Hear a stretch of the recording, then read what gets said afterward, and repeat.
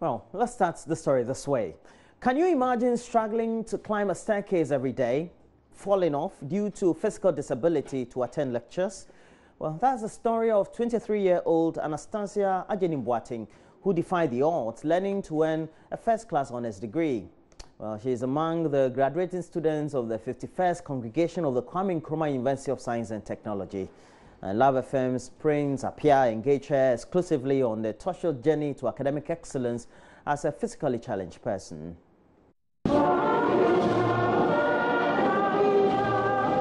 At graduation ceremonies, graduates walk majestically up the podium to receive their scrolls. Dignitaries sit and nod at some and shake hands with others depending on their academic achievements. For first-class honor students, officials stand and shake hands with them in acknowledgement. Anastasia Ajenimboating, however, received a special treat at the mention of her name. The high table had to come down the podium because Anastasia couldn't climb up the dais, which itself is not disability friendly. The gesture, amid a standing ovation from the rest of guests in the auditorium, got her into tears. How did you feel when your name was mentioned as a first class today? Mixed emotion. I was happy and then I was a little bit sad. But what has been your motivation throughout the 4 years? I'll say my parents. I wanted to make them proud. They have done so much for me, so this was my way to give back to them as well. They encouraged me, they talked to me when I was depressed and everything. They didn't give up on me. They didn't put me in the room, stuck in the room. They brought me out, so I'm very grateful to them. Anastasia is the eldest of 4 children to her parents. She suffered some complication which rendered her paralyzed at age 10.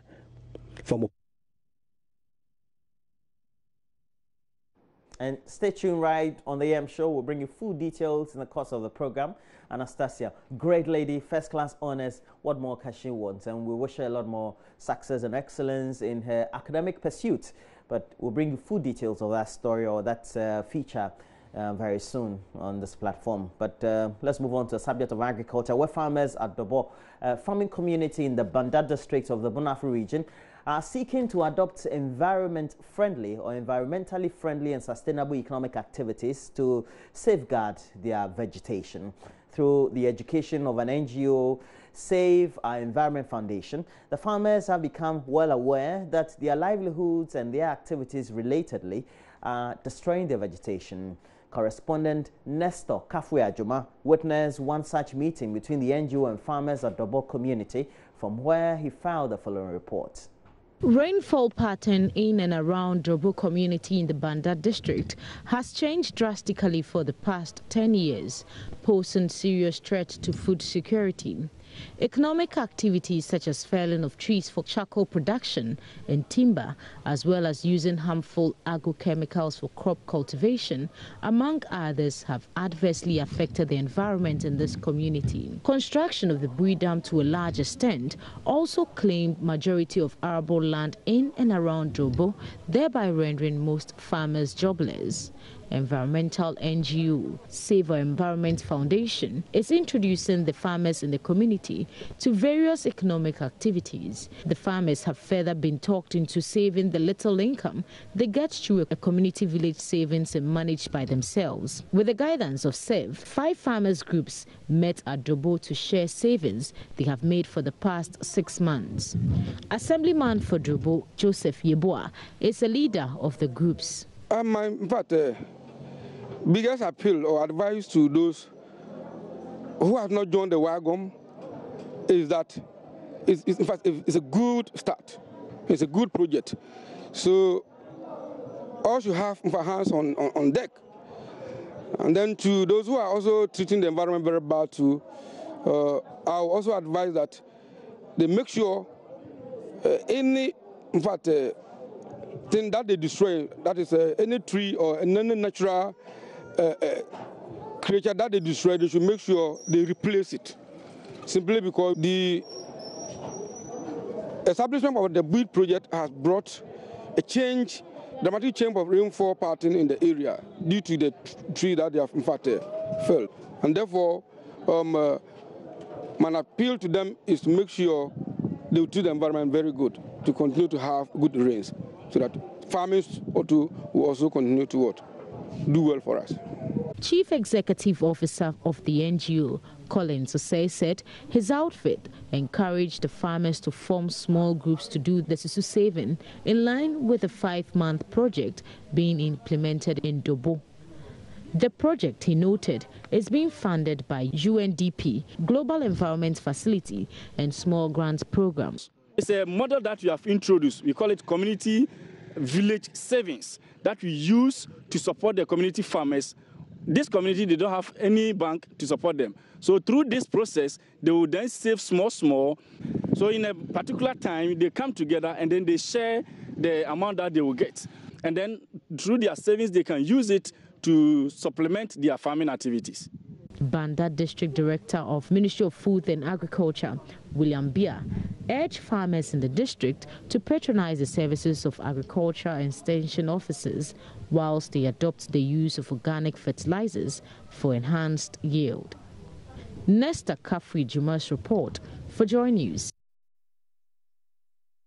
Now let's turn our attention to some governance issues. And the editor-in-chief of the New Crusading Guide, and his name, of course, is Abdul Malik Kwekubako, says worrying levels of what he calls legislative impotence and the unwillingness of the executive to institute probes into various allegations of corruption, as well as effective disciplinary procedures against corrupt government officials, have derailed the fight for accountability over the decades since Ghana's return to the constitutional rule in the Fourth Republic.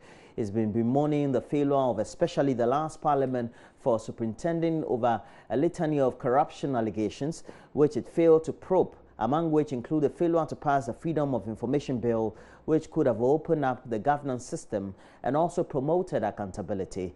He's been speaking at the CDD's Krontenia Akwemu lectures on the topic, the search for accountable governance in the Fourth Republic. Classic cases of legislative impotence.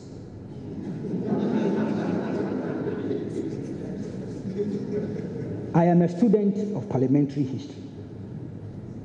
The legislature is my favorite arm of government. The longer a parliament survives or lives, the more legislative experience legislators or parliamentarians gain in the legislative or parliamentary scrutiny and oversight of the executive arm of government, as well as in lawmaking. I love parliament.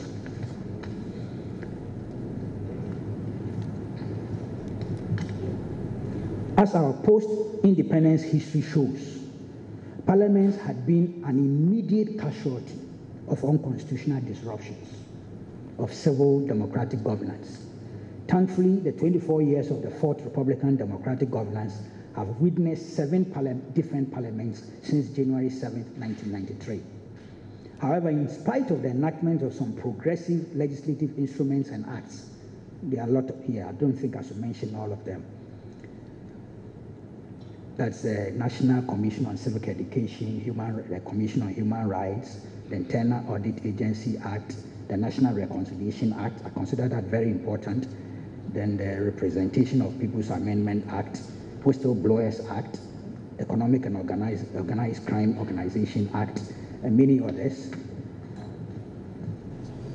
Parliament's failure to probe Abacha's $5 million bribery allegation against President Rawlings, 1998.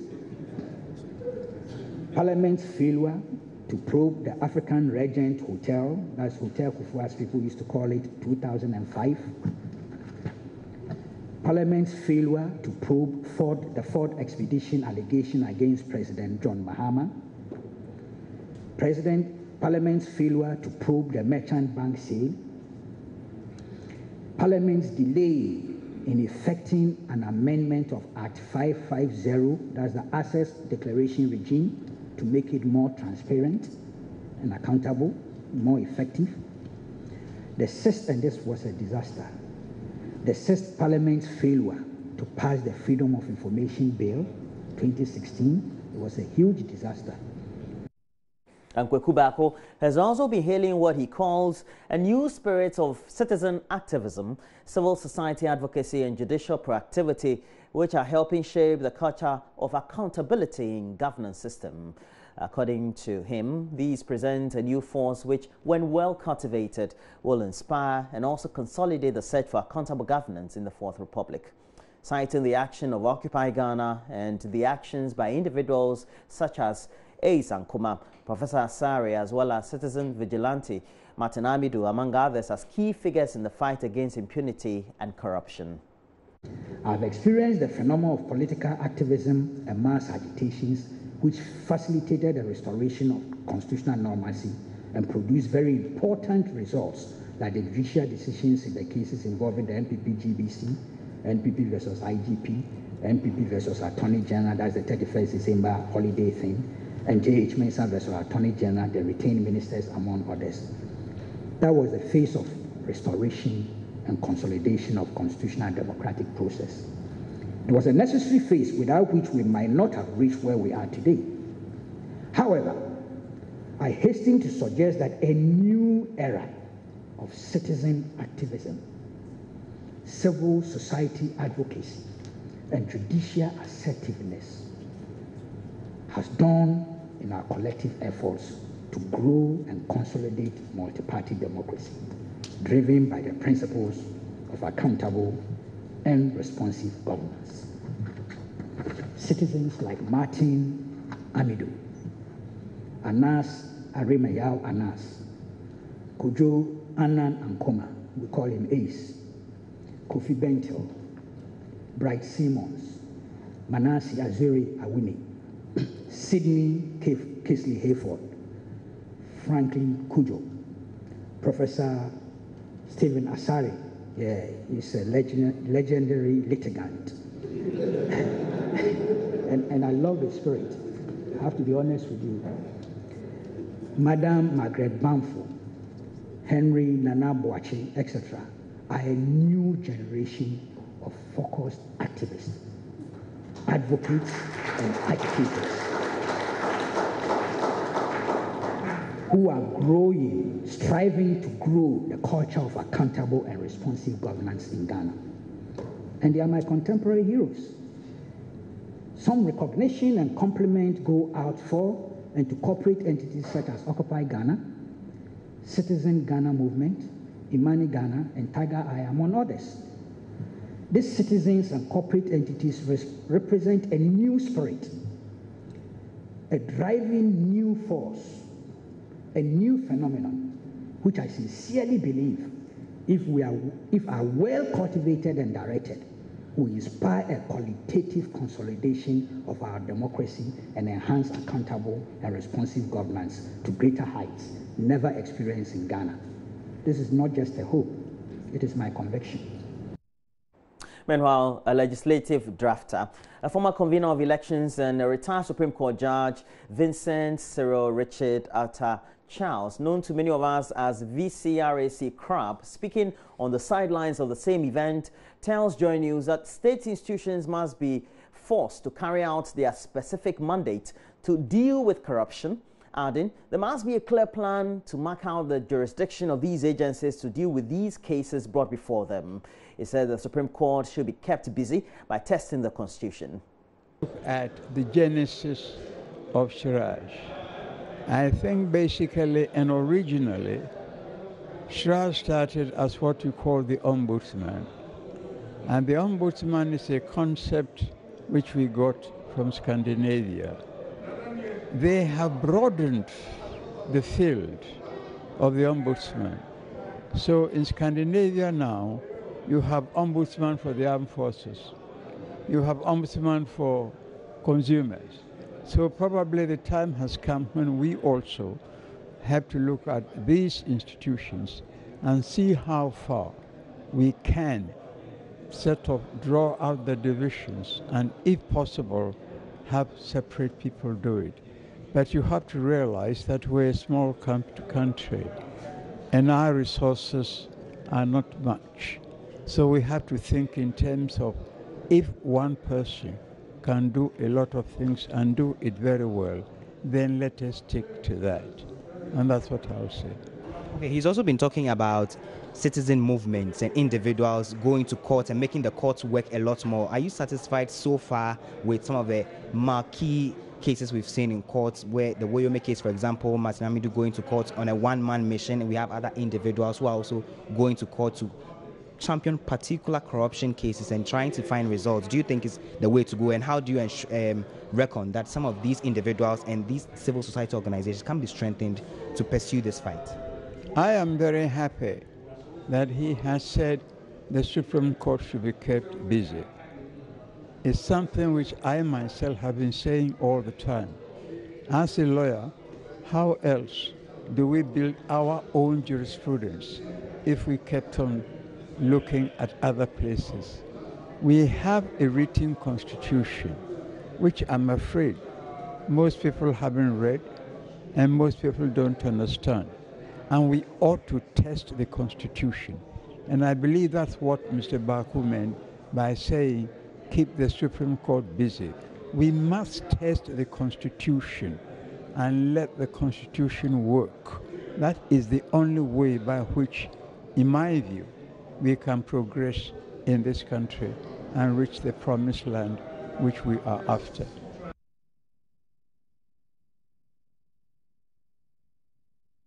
And that's it for the news we have, but we have a lot more news. We'll be looking at the stories on the front and back pages of the newspapers, and also looking at the stories, well, published on the online portals. Foremostly, we have to go to our own, myjoyonline.com. I have to say good morning to you, Alice Couture, for this attire this morning, and I wish you all the best. But I'll be joined by sweet Mama View Swabwaje, and we'll be doing all that up next.